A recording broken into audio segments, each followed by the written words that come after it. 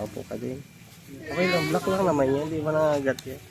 Sinabi na nga namin ng konti. Nangagat yung red. Yan. Hindi yung black? Hindi. Bakit i-leave niya yung rock? I don't know. Ah, kailangan matibay. Tibay.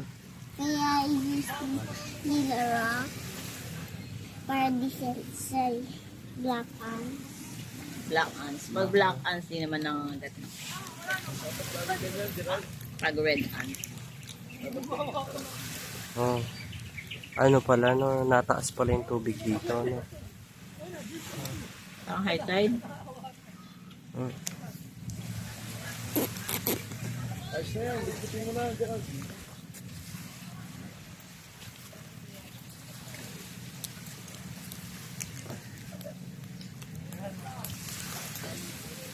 Ay, pagpala to eh.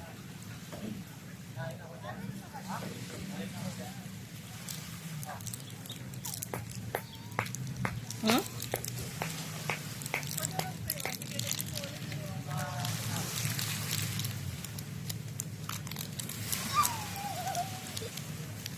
May crystal, ano pala sila eh? Kayak. Kayak ba ang tawag? Ayan na, oh. Kuya, yun na yung banana boat, oh. Harapag marami.